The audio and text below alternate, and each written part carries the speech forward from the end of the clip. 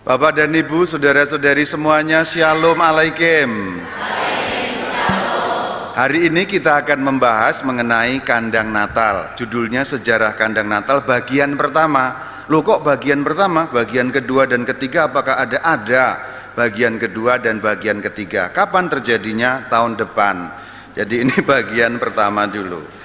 Nah, apa yang saya sampaikan ini sumbernya dari surat apostolik Admirabilisium dari Bapak Suci Fransiskus tentang makna dan pentingnya gua Natal. Nah, ini ditulis belum terlalu lama, yaitu pada tahun 2019, diberikan di Greco di tempat ziarah kelahiran Tuhan Yesus. Greco itu sebuah tempat di Italia, dan tahun 2019 merupakan tahun ke-7 kepausan dari Paus Fransiskus. Jadi dasarnya adalah surat Admirabilisium yang bukunya atau kitabnya ada di layar itu. Itu merupakan namanya surat apostolik. Surat ya artinya surat, apostolik itu dari kata apostolos, rasul, jadi surat dari rasul. Tapi dalam hal ini maksudnya adalah penggantinya rasul, yaitu Uskup Roma alias Bapak Suci atau kita menyebutnya Bapak Paus. Mari sekarang kita lihat mulai dari ayat yang pertama. Sekarang tolong ditampilkan ayat pertama, kemudian supaya kita bisa membacanya sama-sama. Jadi sejarah kandang Natal ini diuraikan dengan baik dalam surat Admirabilisium ini. Jika sudah ditampilkan pada ayat pertama, mari kita membacanya bersama-sama. Tanda mengagumkan dari gua Natal atau kandang Natal yang sangat disukai umat Kristiani tak henti-hentinya membangkitkan keheranan dan ketakjuban. Penggambaran kelahiran Yesus sendiri adalah pewartaan sederhana dan sukacita akan misteri inkarnasi Putra Allah.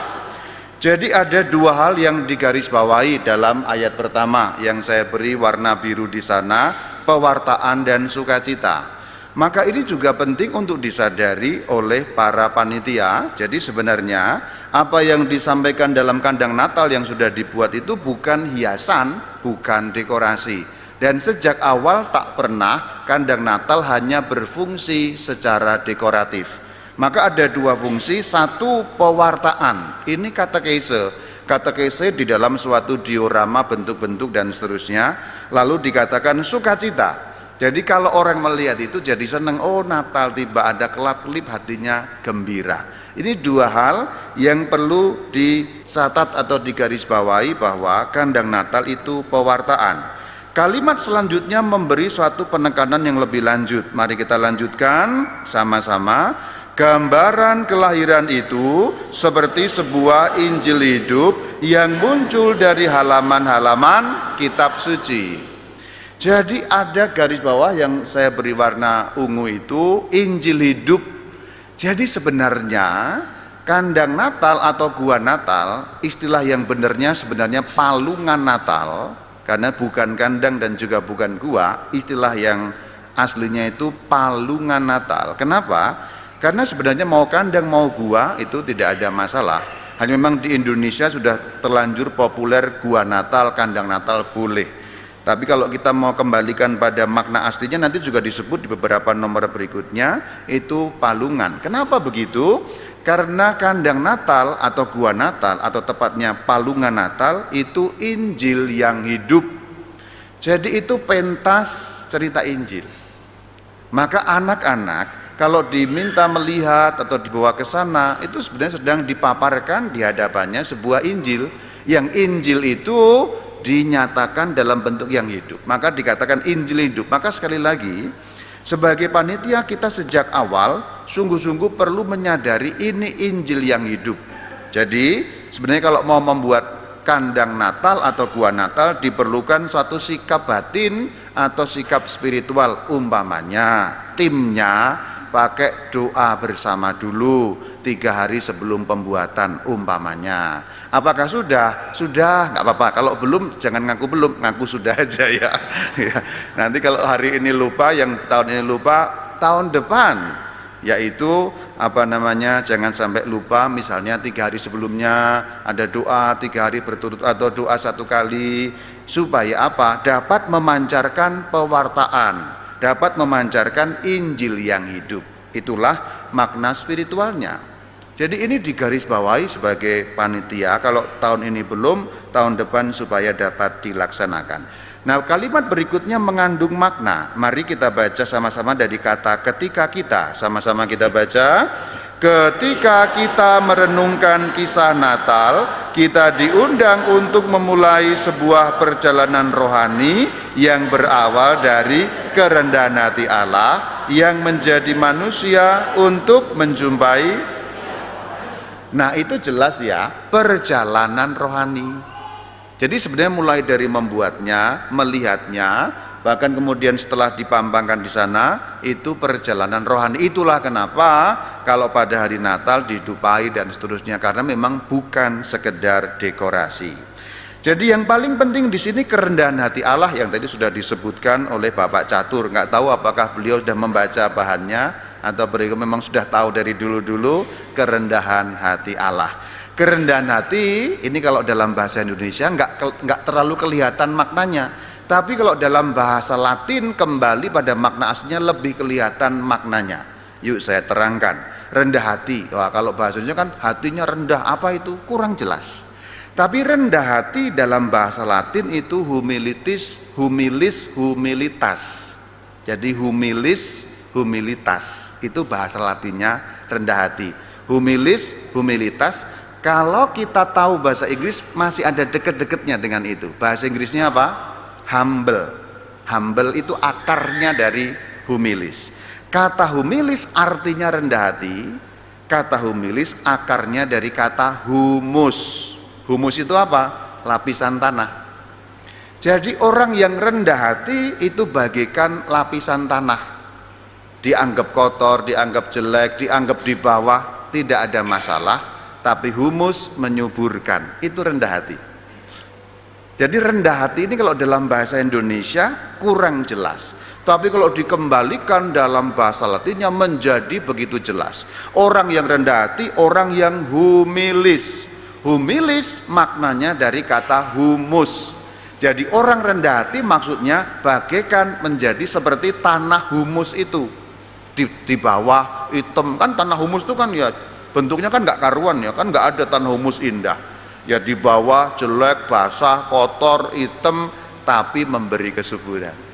Jadi rendah hati bukan sekedar rendah, tapi memberi kesuburan. Karena kalau orang rendah hati pasti memberi kesuburan dalam hal apapun. Nanti kapan-kapan kita bisa bicara mengenai rendah hati. Jadi Allah yang rendah hati, Allah yang rela menjadi humus paling bawah di tanah, kotor, nggak kelihatan dan seterusnya. Ini nyambung kira-kira dengan homili hari ini kalau yang sudah ikut misa, ada nyambungnya sedikit-sedikit ya. Nah, itulah rendah hati maknanya. Sekarang kita lanjutkan kalimat selanjutnya dari kata kita menjadi sadar. Karena Allah yang rendah hati, kemudian kita menjadi sadar sama-sama. Kita menjadi sadar bahwa begitu besar kasih-Nya kepada kita, bahwa Ia sehingga dapat bersatu dengannya. Bagian pentingnya Ia menjadi salah satu dari kita. Jadi Allah yang menjadi bagikan humus tadi turun, bahasa gampangnya dari atas turun. Allahnya orang Kristen Allah yang turun. Bukan Allah yang ditinggi teriak-teriak, "Woi, kamu harus taat perintah saya, menjauhi larangan saya.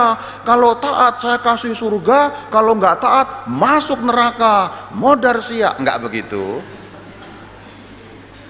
Nggak begitu. Nggak ada Tuhan model begitu dalam Tuhan versi Kristen. Jadi bukan yang di atas nyuruh-nyuruh, tapi yang turun. Maka dikatakan Ia menjadi salah satu dari kita. Itu maksudnya kayak kita-kita ini. Kalau dikatakan Tuhan aku sakit hati, sulit mengampuni, Tuhan kita itu gampang banget. Lah aku tuh juga pernah jadi kayak kamu, aku tuh tahu rasanya sakit hati. Terus mau apa? Susah sekali. Aku juga susah, tapi aku bisa, aku manusia loh, gitu. Jadi sebenarnya kalau kita jadi orang Kristen protes kepada Tuhan itu sulit sebenarnya. Karena Tuhan mengalami semua hal yang kita alami. Tuhan, saya sengsara hidup saya. Nah terus mau apa gitu? Iya tolong. Lah saya itu juga dulu pernah susah, nggak ada yang nolong, persis sama gitu. Jadi apapun yang terjadi dalam hidup kita, Tuhan kita persis sama ngalami. Jadi kalau mau protes kepada Tuhan, keluar dari Kristen. Karena kalau jadi orang Kristen sulit protes. Ini tentu herai, jangan keluar beneran loh. Nanti habis rekoleksi pada keluar kan jadi salah ya, rekoleksinya nggak berarti. Ini herai, bercanda. Maksudnya adalah sulit protes kepada Tuhan kalau kita jadi orang Kristen, karena apapun yang kita alami, suka duka kita hidup sehari-hari itu, Tuhan kita persis mengalami seperti yang kita alami itu. Tadi kan Pak Catur juga sudah mengatakan, kita kalau lahir kan di puskesmas, rumah sakit gitu ya. Itu contohnya saja kan, susahnya minta ampun bahkan dari hari lahirnya. Itu sederhana. Artinya menjadi salah satu dari kita, simpelnya adalah mengalami semua yang dialami manusia. Itu yang dimaksud menjadi salah satu dari kita. Kalimat lanjutannya adalah satu penekanan dari Bapak Paus dengan surat ini. Yuk baca sama-sama. Dengan surat ini saya ingin mendukung tradisi indah keluarga dalam mempersiapkan suasana kelahiran Yesus pada hari menjelang Natal, tetapi juga kebiasaan membuatnya di tempat kerja, di rumah sakit, penjara, dan jadi Bapak Paus mendorong atau mendukung suatu persiapan membuat kandang Natal, meskipun tidak harus mewah, sederhana pun bisa. Sebenarnya kandang Natal itu unsurnya yang penting ada palungan, bahkan palungan tanpa patung itu pun cukup sebenarnya. Nanti kapan-kapan saya jelaskan detailnya di dalam rancang bangun kandang Natal, karena pada intinya itu palungan. Nah, dikatakan di tempat kerja, ya tentu kalau tempat kerjanya Katolik ya bagus bikin. Sekolah, kita punya sekolah talenta, bikin enggak sekolah talenta? Bikin, bagus. Kita punya sekolah Yesudarso, bikin enggak Yesudarso? Bikin, bagus. TK, bikin, bagus. Kalau sekarang belum bikin, masih ada tahun depan. Nah, surat ini dasarnya ya. Surat ini dasarnya. Jadi sekarang ngomong aja dulu bikin gitu ya. Bikin. Lu kok kayaknya kok nggak ada? Maksudnya bikin tahun depan Romo gitu jawabnya. Iya, bikin. Bikin enggak sekolah? Bikin tahun depan. Nah gitu. Tahun depannya bisik-bisik gitu maksudnya ya. Nah, Bapak Paus mendukung. Jadi tolong ini ya tidak untuk menghakimi tapi membangun bersama-sama. Bapak Paus melalui Admirabile Signum kita diminta membuat di sekolah, di rumah sakit kalau kita punya rumah sakit, di tempat-tempat umum. Coba perhatikan, kalau beberapa tahun yang lalu agak sulit, tapi kalau sekarang kamu perhatikan sudah mulai viral kan? Nah, di TikTok, di segala macam itu sudah mulai viral kandang-kandang Natal di tempat-tempat umum. Ada di mall, ada di stasiun. Saya perhatikan di stasiun Jogja itu malah ada gede banget itu.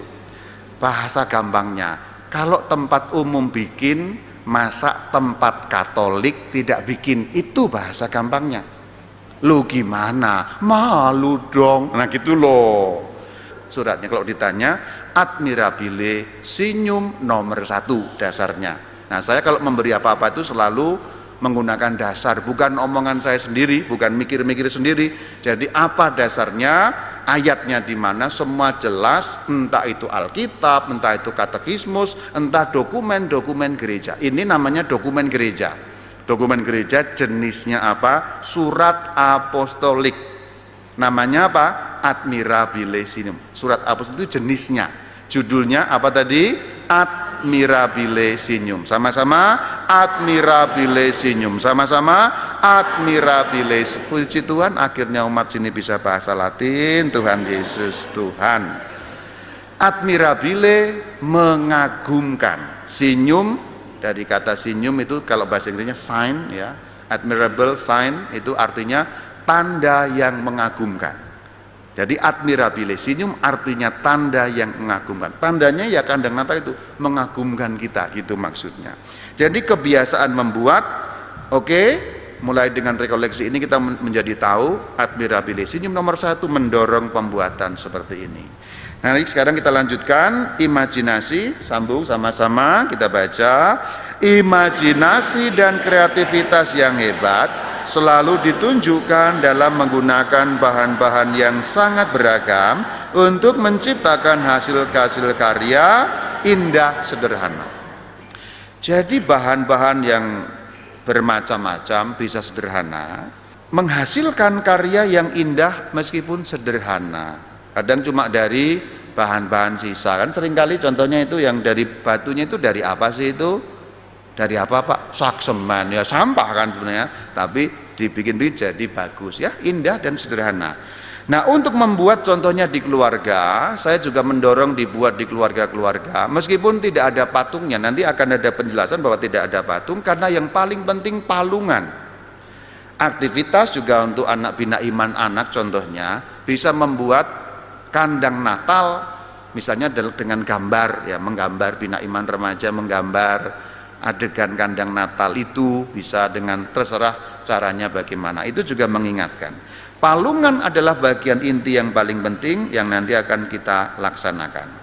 Nah, sekarang ngomong tentang anak-anak, sama-sama lanjutkan bagian selanjutnya. Sebagai anak-anak sama-sama, sebagai anak-anak kita belajar dari orang tua dan kakek nenek kita untuk tradisi sukacita ini yang merangkum kekayaan kesalehan populer. Nah, dengan rekoleksi ini kan kita menjadi tahu, oh anak-anak kita belajar dari orang tua. Lo kok nggak bikin? Lo dulu orang tua nggak bikin, jadi nggak bikin.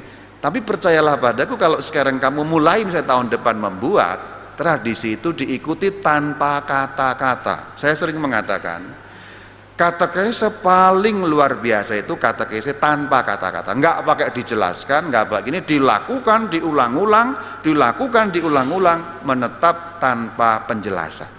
Jadi sebutlah nanti sekolah buat tahun ini, tahun depan nggak pakai kata-kata, udah pasti ada nanya, kita buatnya kapan Bu? Gitu pasti begitu.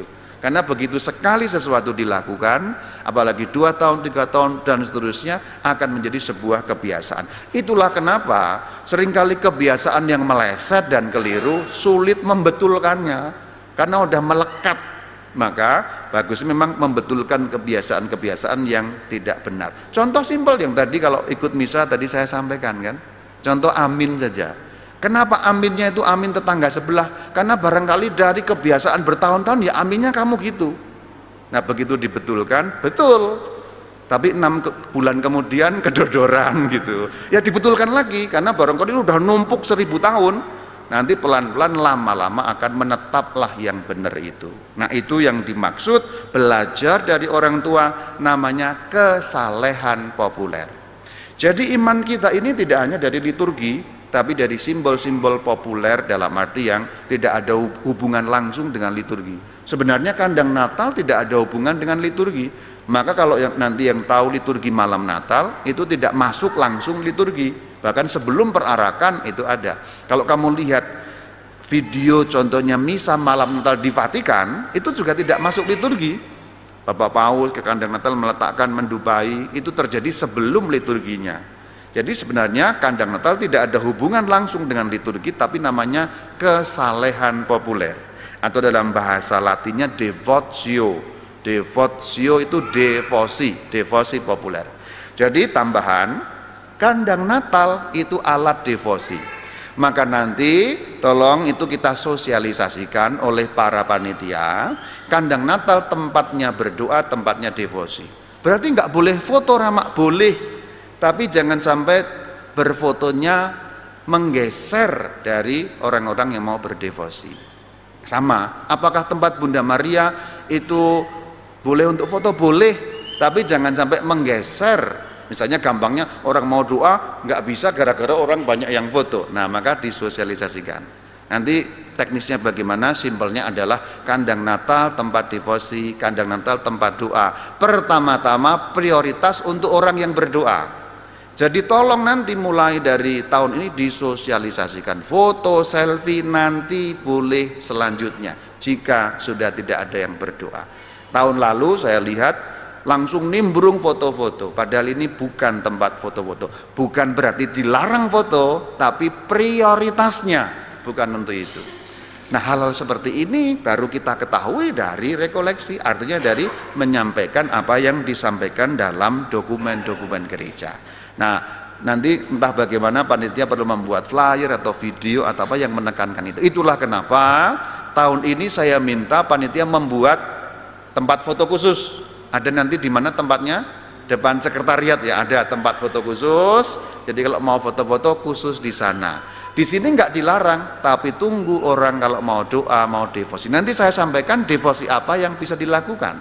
Semoga mulai tahun ini kita kembangkan devosi itu sehingga anak-anak terus sampai selanjutnya bisa mengerti. Itu namanya devosi kesalehan populer. Sekali lagi, kandang Natal bingkainya bukan dekorasi tapi devosi. Maka kalau kamu lihat misalnya foto-foto di Vatikan, Bapak Paus di situ doa, berlutut apa segala macam karena urusannya dengan devosi bukan dekorasi. Maka kalau mau disingkat, kandang Natal devosi bukan dekorasi. Jadi nanti yang membuat itu sudah pulang nanti gini ya, kandang Natal devosi bukan dekorasi. Itu harus hafal. Apalagi yang panitia bagian pembuatan kandang Natal. Pak, kandang Natal itu apa? Devosi bukan dekorasi. Nah gitu, itu kalimat-kalimat gimmick seperti ini kadang-kadang penting. Saya berharap, jadi ini adalah harapannya dari Bapak Paus. Kalimat lanjutannya kita baca sama-sama. Saya berharap agar kebiasaan ini tidak akan pernah hilang. Sebaliknya agar dimanapun kebiasaan itu tidak digunakan, hendaknya dapat atau ini. Jadi Bapak Paus mengharapkan jangan sampai hilang. Karena tradisi yang sudah berjalan dari 1223. Ini 1223 mulainya, dan kalaupun mulai hilang dihidupkan kembali. Ya contoh tadi itu di tempat-tempat misalnya pendidikan Katolik yang mulai hilang dihidupkan kembali. Kalau bisa justru dipopulerkan dan mempengaruhi tempat-tempat lain. Umpamanya kita sudah bikin, oh ternyata satu yayasan paroki apa namanya sekolah lain nggak bikin, coba diusulkan, mempengaruhi sehingga dihidupkan kembali. Dasarnya apa? Admirabile signum. Nah ini bagian pertama sudah selesai. Bagian pertama ajakan dorongan bahwa kandang Natal devosi bukan dekorasi, dihidupkan itu merupakan sarana kesalehan.